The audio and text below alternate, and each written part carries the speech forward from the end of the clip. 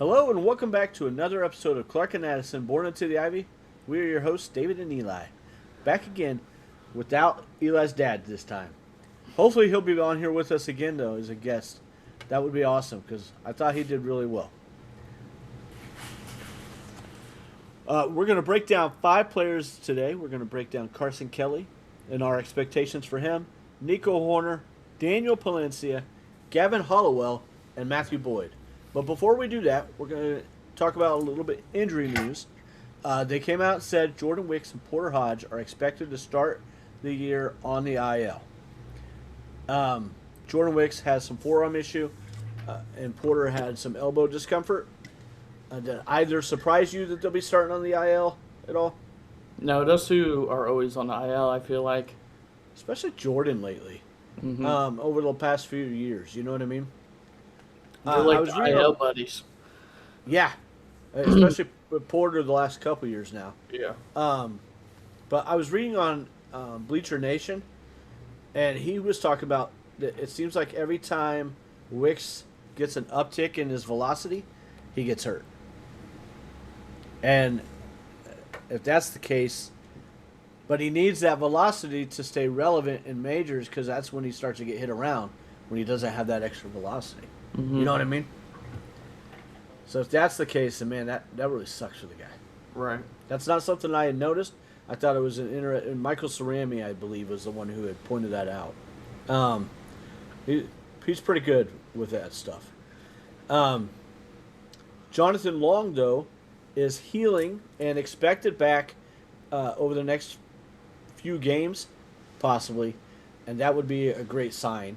It was really sucked, the fluke injury that he got. That wasn't just ball was thrown into where the runner was coming, and elbows aren't meant to bend that way. So exciting, though, that he'll be back soon. At the very least, he'll be starting at AAA, playing first base. The guy can play left field, right field. I think he's going to have some kind of relevance this season for the Major League team. And I don't want to put this out there, but I think he's going to make another step after the step that he made last year when he was the hitter of the minor league hitter of the year for the Cubs. I think he's going to make a jump into at least close to the top 100 prospects if he continues. I'm disappointed that he hasn't. I don't think he's getting enough love. Do you? Right. I don't think so either. Did he travel with Taiwan for their baseball? No, he didn't. No, because he just wasn't going to be healthy enough. They didn't think so. I didn't know if he'd still go with them. Yeah, it really sucked for him because I think that opportunity would have been huge for him and his development. You know what I mean? Mm-hmm. But the dude can hit. He can yeah. flat out hit. And much of the way Ballesteros and Nico, maybe with a little more pop, though. You know what I mean? Like, Ballesteros has a little more pop than Nico. I think Long has a little more pop than Ballesteros. So, but without further ado, we're going to break down Carson Kelly first. What are your expectations for Carson this season, Eli? I think he's going to be about the same as last year. So far in spring training, he's batting at .350 and he has 2 home runs and an OPS of 1.131, which is really good. Really, really good. So if he can carry that on to the regular season, that would be amazing. I agree. It would be. I'm not convinced he's going to be quite as good as he was last year. And I'm not trying to poo-poo him. Where Carson is really valuable is what he does with the pitchers, behind the plate, that stuff. So whatever he does offensively is gravy, in my opinion. Mm-hmm. He hits lefties well. Amaya seems to hit righties well. I think that it's going to – I've said this before on episodes. I expect that it'll start like a 60-40, maybe 65-35 even. They want to make sure Amaya is coming along gently so that the dude doesn't get hurt again. I agree. I don't want that either. But I think Amaya is hitting far better, or going to hit far better. Mm-hmm. And I think he has come a long ways defensively as well. He catches a good game. Ballesteros, we'll talk about that Friday. But I think Amaya will supplant Carson some as the season goes. That's my expectation. I still I'm think not saying Carson, of course, is still going to have those strikeout issues that he had last year as well. Who? Carson. Kelly. Yeah, I agree. I mean, his chase is pretty good. He doesn't chase a bunch, but he does K a lot. Mm-hmm. Definitely more, not quite average, but more than what he should, I think. His expected batting average last year wasn't quite as high as what his actual batting average was. Same with his slug. Which really shocks me. It makes me wonder what expectations they had for Carson Kelly. When Carson was on, like when he hit the homers and stuff, I mean, he crushed them. But when he wasn't on, he didn't hit the ball with much authority. You know what I mean? Mm-hmm. And so I think that's where those numbers kind of... I mean, it wasn't like a drastic difference. The batting average was 13 points less than what he actually did, and the slugging was 17 points less than what he actually did. So it wasn't like a huge drastic difference, but it was still a difference. You know what I mean? I think whatever we get from him offensively, though, is gravy. That's the way I look at it, because I think Carson is a very underrated defensive catcher. He works extremely well with the pitching staff. They all trust him. And I think that he's been a really good and will continue to be a really good mentor for Amaya and Ballesteros. You know what I mean? Mm-hmm. I don't expect Ballesteros to get much love, like many starts behind the plate this year, unless, God forbid, one of those guys get hurt. But I think that Kelly, that's where Kelly's value is going to be, in mentoring and helping the pitching staff. And again, whatever he does offensively is gravy. Like, that's not the need of him. Now, having said that, if that's the case, he shouldn't be batting out of the 7, 8, 9 hole. Right. At least not much. Maybe against lefties, but not against righties. You know what I mean? What about Nico Hoerner? God, I love that guy. I think he's picking up right where he left off this year. I do too. In fact, I almost wonder if he's going to be even better. It's his walk year. You know he's going to be motivated. My only worry is that knowing it's his walk year, he's going to press a little too much sometimes. And I think that's a fair worry, don't you? Mm-hmm. If they're going to extend somebody, I want it to be him. Right. I'm not opposed to Seiya being extended or anything like that. Or I'm probably not big on Ian being extended. And I know I seem like such a hater on the guy. I don't hate the guy. I just think that it's a position we can upgrade better in Chicago. You know what I mean? Mm-hmm. Ian's a fine ball player. But I don't think we should just settle for fine in Chicago. Am I wrong? No. But Nico should be the priority, in my opinion, for the front office. I agree, 100%. And I mean, I would sign him to $25 million a season. 4-year, $25 million. 5-year. I could see Nico doing 5 years for $100 because I think he enjoys it here, but he also understands the business, just like Ian does, just like Seiya does. You know what I mean? Mm-hmm. But Nico and Ian Happ, I'll give them both this. They are the consummate professionals. I mean, big time. I think Nico Hoerner has an excellent season, though. That's my expectation, and that's what I'm hoping for, obviously. You know what I mean? Right, yeah. You got anything else about Nico? No, besides that, he's amazing. He is so underrated. He's so underrated.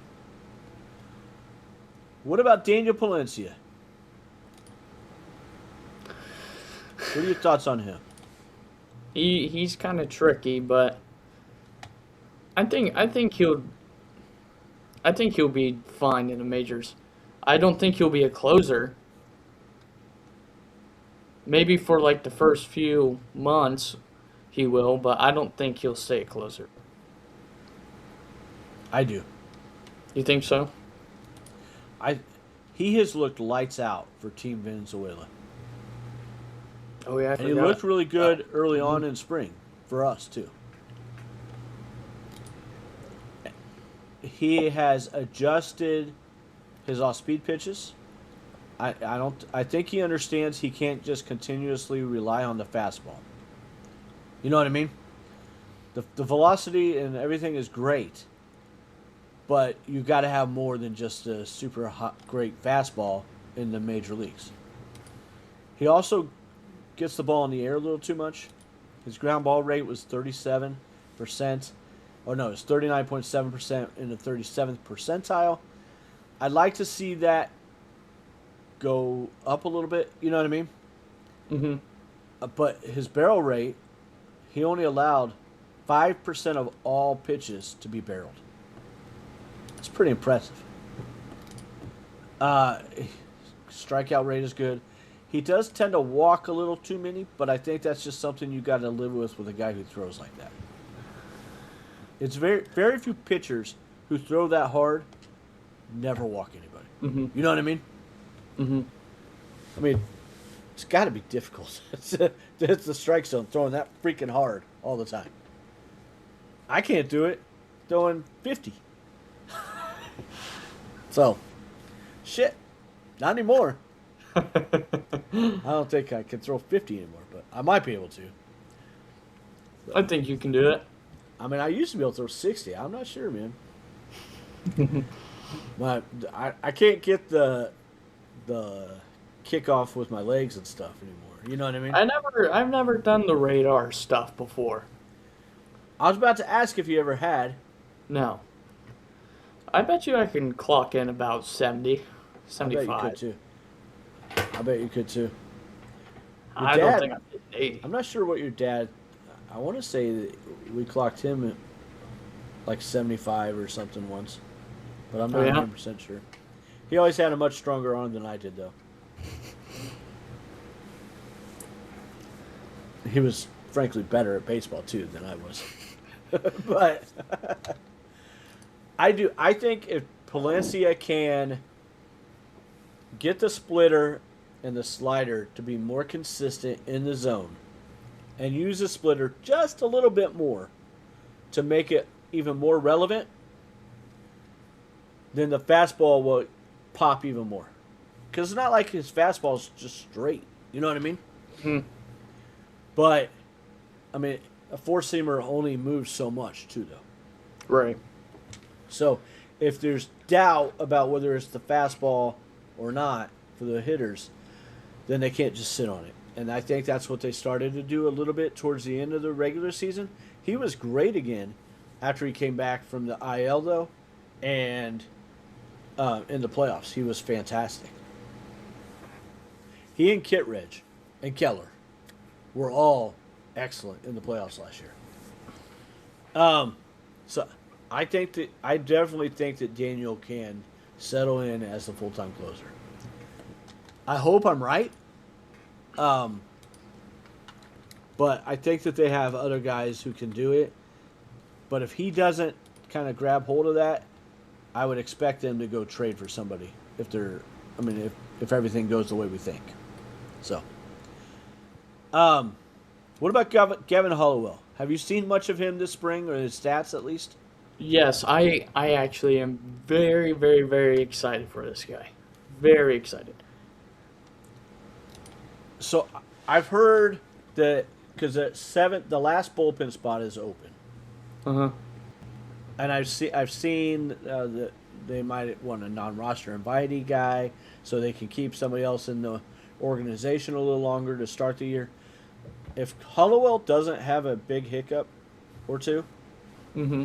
in my opinion, he should be that seventh bullpen guy. I think he's earned it. So do I. And again, unless because he's only pitched 3 innings to my knowledge so far. 4. He's now gotten It's 4. 4, and he has 8 strikeouts. So I mean 6 of those were in the first 2 outings, though. mm-hmm. This guy is he looks really good. He showed kind of flashes of it last year, but couldn't put it consistently, and that's why he was up and down. I could see him really taking a step this season, kind of like Palencia did last year. You know what I mean? Mm-hmm. Trying to look at his baseball savant stuff, he hasn't pitched enough to really get a good read on that. But watching him this spring so far, dude is impressive. And again, unless he has a big hiccup, I want him on the major league team come opening day. I hope he is. And I hope he takes that huge step and is an impactful and high leverage guy at come midseason. He's not going to start in high leverage regularly, but that's okay. You got to start somewhere, right? You know what I mean? Correct. Yeah. So, and I think he wouldn't give 2 craps where he's pitching, as long as he's on a major league roster. But I've got high hopes for Gavin, and I hope that they're realized. Matthew Boyd, what do you expect from Matthew this season? I think he might pick it up where he left off too. So I was really big proponent from Boyd last year. Mm-hmm. I thought that he could be really good. I don't know that I expected that good, but I thought he'd be really good, and one of the top 3 pitchers on the team. Mm-hmm. I don't know that he's going to be as good as he was last year, but I think he's still going to be good. Like, my expectations are kind of the same expectations I had last season. I think he's going to be top 3. Have an ERA in the mid-3s. Keep the team in the games. Eat some innings. Mm-hmm. You know what I mean? Go 6, sometimes 7 innings, and help just be a good cog in the machine. You know what I'm saying? I don't know if he'll be top 3. I forgot Steele's coming back. Well, and so that's my Like, let's say everybody's healthy once Steele comes back. Mm-hmm. I would expect the top 3 to be Cade, Cabrera, and Steele. Agreed. But if Matthew Boyd is our 4, that's pretty freaking impressive. Yeah. Mm-hmm. Because I think Matthew Boyd is a really good, solid pitcher. And I think will continue to be as long as he stays healthy. Knocking on wood here. I like Matthew a lot. I don't know that he's going to be a sub-3 ERA. But we don't need him to be. So if he is, all the more gravy, right? Mm-hmm. He just has got to stay a regular, consistent guy. A lot like he was last year. But he took that to a different level, I thought, last year. Right. Especially in the first 3 quarters of the season. Agreed. And then he bounced back in a big way in the playoffs. Mm-hmm. I'm going to ask this real quick. You were on the last episode when we talked about Cade. I think we talked about Cade then. Did we? You haven't talked about Cade yet, have you? No. Oh, we didn't talk about Cade last time either. Yeah, we talked about Cade 2 episodes ago. Oh, yes, we did. Who do you think should be the opening day starter? Cade Horton or Matthew Boyd? I think those are the only 2 logical choices, don't you? Yeah. I'd say probably Cade. I want it to be Cade, but I also want it to be Boyd. And it's almost about protecting Cade to me. Yeah. Is that bad? Is that stupid? No. Does I he see need where protected? I don't think he needs protected, but I understand why you think he needs protected. I just think even if he starts in the 2 spot, then he's going against the other team's 2s instead of the ace. You know what I mean? And although the Nats, that's who our first opponent is, and the Angels don't have great pitchers, as a general rule. Kikuchi's solid, but nobody knows what's going to happen with the Nationals pitchers and stuff. A lot of them are young, except for Michaelis. I hope we face him in that first 3 games. God, I hope we face that guy. But after that, I would like him to be lined up with the 2 or 3 instead of the ace. You know what I mean? Uh-huh. I don't know. That's just my personal thing. But I don't necessarily like Boyd's not going to match up great against an ace consistently either. Mm-hmm. But I don't think he's going to allow it to change what he might do either. I agree. You know what I mean? Mm-hmm. Does that make sense? Yeah. All right. Cool. You got anything else? No? So those are our expectations for these guys. We will be back on Friday. We will talk about Nico Hoerner. No, I'm sorry. Michael Busch, Matt Shaw, Justin Steele, Phil Maton, and Luke Little. And we'll also break down what has transpired this week, both in the WBC and for the Cubs. Have a great day, and let's go Cubs. Go Cubbies.